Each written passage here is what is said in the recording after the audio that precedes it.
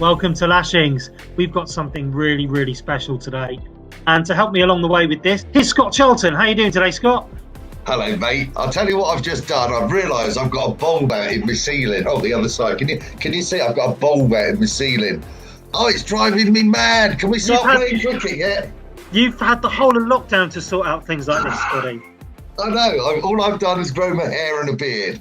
I know. You're looking rather grandiose. I'm ready to go back to cricket. We keep getting asked who's the best ever Lashings World 11. We keep getting asked. And we decided. Who do we choose? Who are we to choose? There's only one person we know that can choose, and he's the legend himself, the voice of cricket, Henry Blofeld. How are you, Blowers?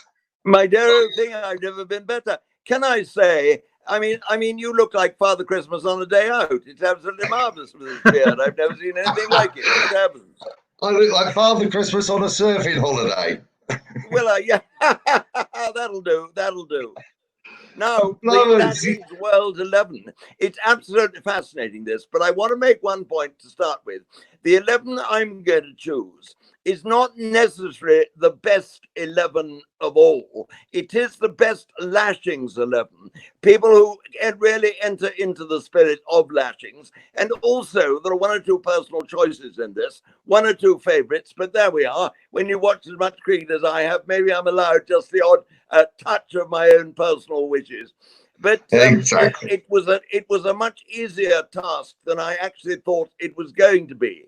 And would you like me now to start off? Should I start off with my two? Yeah, well, start off with the openers, Henry. Please do. So the only qualification was you had to have played for Lashings. Oh, so yes, as long as you played for Lashings. Sorry, of course, Scotty. Yes, absolutely. That's why you and I aren't in the team. So this is the best ever Lashings World 11, not the best ever World 11 of all time. That's absolutely right. But I say the spirit of Lashings, which is in the spirit of Lashings. And my two openers, I'll go straight in. My two openers are what actually happened to be one of the greatest pairs of opening batsmen that have ever been in the history of cricket. Gordon Greenwich, who of course is still with us and very much a power in Lashings, and Desmond Haynes. And they were wonderful. They opened the batting for so many years for the West Indies. And goodness me, Gordon Greenwich, as they say, he still comes along with us to most matches. And people get a chance if they put their hand up at the right time of having a bowl at Gordon in the interval between the innings. And it is wonderful to see the old boy. And we all, I think, remember that innings of 214 not out at Lord's in the 80s when he took the West Indies to that extraordinary win, helped, of course, by Desmond Haynes, who was the only man out, and then by Larry Gomes. So we go, I think, I really don't think there can be much argument about those two. Although Fitz, maybe you would like to query my choice, or maybe one. Well, I can mention a hell of a group. I can mention one or two of the players that you had to choose from: Andy Flower, Sherwin Campbell, Wasim Jaffer, who's played superbly for us. Wasim Jaffer came very much into my thoughts. A wonderful player. But I thought these two were playing 2020 cricket, and I thought Haynes and Greenwich together have played so much cricket together that they'll run between the wickets because they understand each other. And they're the ones who'll pick up the odd run that the others perhaps won't get. And I just feel there is a great advantage in having openers who really know each other. Absolutely. Yeah. So to confirm then, it's unquestionable. Gordon Greenwich and Desmond Haynes are Blowers' choice for opening batsmen. So middle order Blowers, you had a host of legends to choose from. Was this the most difficult category? We stay with the West Indies. Viv Richards. Viv Richards has to be the greatest of all time, really, doesn't he? Was Bradman better than him? You can't answer these questions. But all those wonderful innings we all saw Viv play when he absolutely massacred great bowling in context of Test cricket and not just the T20. And of course, the way he played makes him the ideal man to come in number 3 in a T20 match. So, and I don't think anyone in the world could object to Viv Richards batting at number 3. It's rather like having an ingot of solid gold coming in at 3, isn't it? He's such a fantastic player. And then after that, I go personally for Sachin Tendulkar, who I think was a wonderful player. I never forget an innings I saw him play in Pretoria at Centurion in South Africa in the World Cup. And this was in the early 90s when they were playing India playing Pakistan. And Sachin went in first. He opened. They had to get a big total. And Wasim Akram, Waqar Younis, and Imran Khan, I think, were all there. And it was Wasim and Waqar Younis who opened the bowling. And Sachin Tendulkar went mad. I've never seen the cricket ball hit harder in all my years. He'd have to be there. And I'm putting him there, and you'll be very surprised at this. You may not be, but you may because of my next choice. But Brian Lara was also in the running. But my own personal choice for number 5 went to a batsman who I think was one of the most graceful, marvelous, elegant players. And goodness me, could he quicken up the pace if he had to. Aravinda da Silva. And I just sort of worship at the shrine of Aravinda. He's very much a personal choice. But if you see Aravinda at his best, and this is one thing I do say, I think in picking this side, one's picking all the players when they're absolutely at their best. I have plumped, and a lot of people will, I'm sure, raise their eyebrows considerably at this. I have plumped for Aravinda rather than Brian Lara.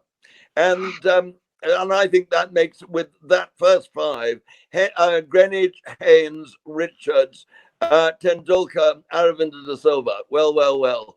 Will anyone else get a bat? Well, I mean, and just so everyone can sort of have an idea of the players you had to choose from, players that were left out. So the likes of Inzamam Haq, Richie Richardson, synonymous with Lashings in the very early days of Lashings. Who else? Mark Waugh, Muhammad Yusuf.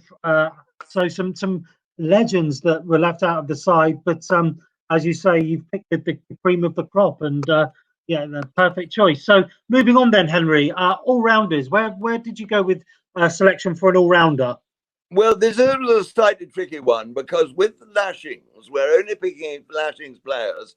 I think Wasim Akram, and people will be surprised at that because they think of Wasim as a bowler, only as a bowler, really. But in fact, he was a very, very able batsman. And I want to take you back to a test match I watched in Adelaide, and this would have been, I think, in the 80s. When Wasim and Imran Khan together both made hundreds, and they put on a huge number of runs, stopped Australia winning the match. And it was one of the rare occasions when I felt I was watching 2 great cricketers batting as well as each other at the same time.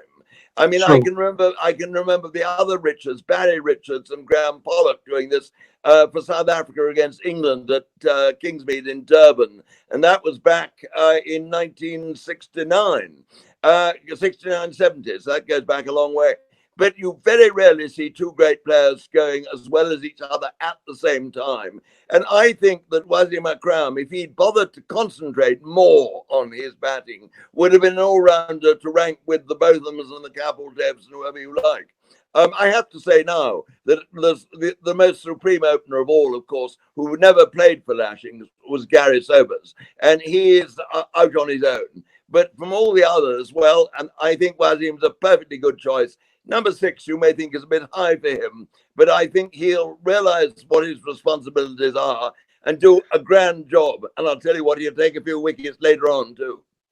And Scotty, some of the players that were left out from that selection pool, the likes of Adam Hollyoake, Chris Lewis, who is still with us week in, week out when we're playing cricket, former captain Phil De Freitas, Shahid Afridi as well. So. I mean, this is the wonderful thing about it. Everybody has their favourites. Everybody remembers an innings here or something that happened along the way. And that's, for me, the joy of it. But, I mean, this is a hell of a team you're putting together, Henry. I know that. Well, it's a hell of a team who asked to play for Lashings. Exactly that. We ought to get busier. So wicket keepers, blowers. Where are we with wicket keepers? We need wicket keepers. I mean, wicket keepers. I have to say this before we start. Have been slightly devalued in modern cricket because wicket keepers have to be all rounders today. In the old days, your Godfrey Evans, your Alan Knox, and people like he could bat more than just a bit. Got in because they were supreme wicket keepers. That doesn't really happen today. They get in because they know how to bat. And I think someone who fulfills all these functions is a very good keeper as well, is Rashid Latif. I mean, he's a wonderful player. And what I love about Rashid Latif is that, I mean, a great Pakistan wicketkeeper. And also, he has been very, very much responsible for bringing on the Afghanis in Afghanistan who have been elected to play Test cricket the last time they in Ireland were joined to the group. And Rashid has to take an enormous power for the work he's done there. I agree that's not a reason for picking him in this Lashings side, but nonetheless, it's something I think it's worth talking about. But at number 7, he'll make very useful runs, and he won't miss those important inside edges diving down the leg side either. Excellent, excellent. So we move on to the spinners category. We need a spinner. Again, there's 5 players there. A sword of riches. Absolutely. Well, we are. I mean, I'd love Embers to have been there, but you've got Murali. And Muralithan from Sri Lanka, he took, 800 Test wickets.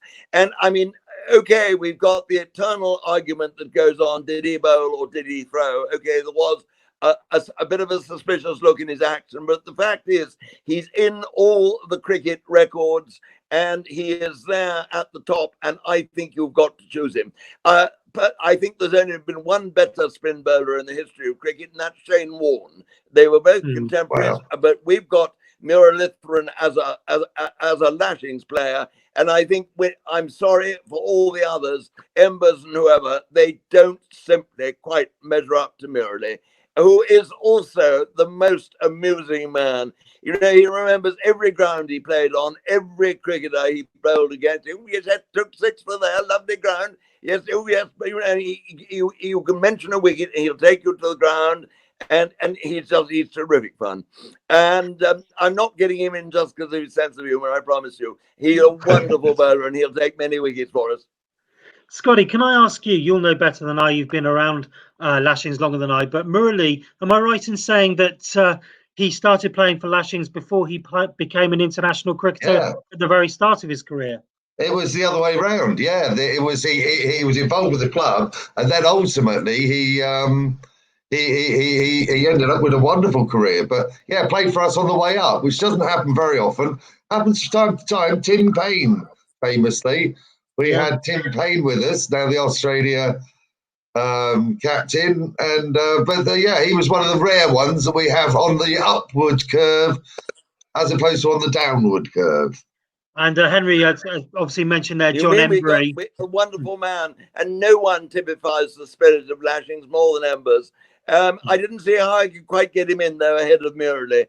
I don't think I can get him in as 12th man either, because I don't think these days he's quite nimble enough. But dear old Embers, when he runs from mid-off to mid-off, you feel the batsman could run a couple, don't you? It's splendid. But no, I think Murali is unanswerable in my book. Yeah. Brilliant. And lastly, but by no means least, we're looking for 3 fast bowlers or seam bowlers, Henry. So where did you go with this category? Well, you see, you've got to remember in this, we've got Wasim Akram up the sleeve and our sleeves anyway, haven't we, as the all-rounder? Yes. I would go for Courtney Walsh, because Courtney is the most tremendous trooper. He goes on and on. He'll never give up. And, you know, even in the days of those great other West Indian fast bowlers, when they looked as though they might come unstuck, who got them back in business? Courtney Walsh. And he did this for Gloucestershire. He still plays for Lashings. He's the most friendly giant you ever met in your life. And I love him, and I would certainly pick him. I would pick Kirtley too. Kirtley is also a very friendly chap, and he's wonderful, and he very much enters into the fun of Lashings when he plays. And so I think Walsh, Wasim Akram, and Ambrose are a pretty tight trio, aren't they? But then perhaps my favourite Lashings cricketer of all, I'm being biased again, my last fast bowling choice would be dear old your history. You'll know who I mean. Devon Malcolm took that 9 for 57, didn't he, at the Oval against South Africa? And when he was batting, they bounced him, and he said after that, he said, your history. And my goodness, they were. And he's wonderful. Devon is the perfect ambassador for Lashings. He's a wonderful cricketer. At his age, he still works up quite a fair pace. And his best, he probably never took quite as many wickets as he should. I never think he was particularly well handled by England, but that's my opinion.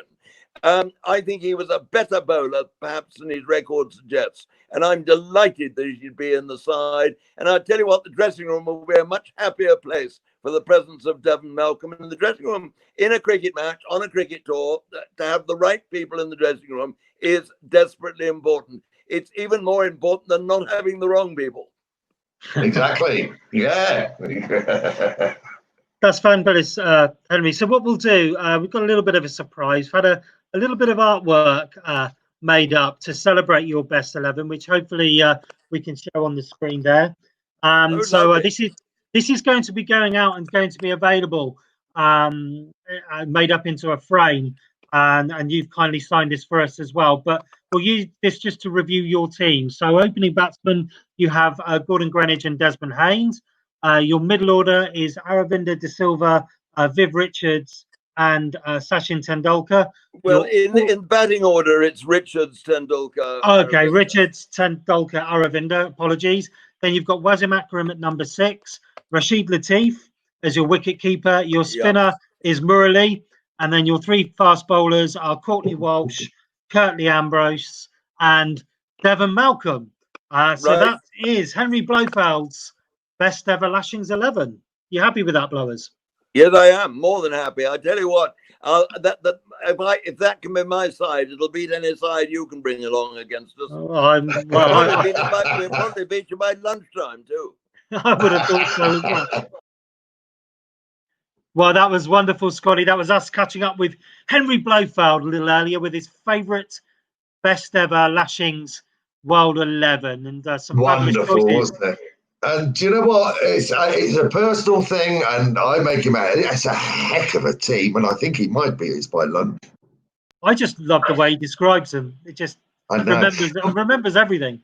Absolutely everything. There was a clap of thunder then. I don't know if it picked up, but there was a clap of thunder. So I'm not sure everybody's happy with his choice, but that is going to be available as a print. If you'd like one of those, we're going to do a limited run of them.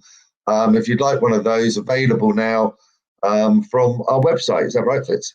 Not quite yet, but from our website, social media, with all the instructions will be coming out soon.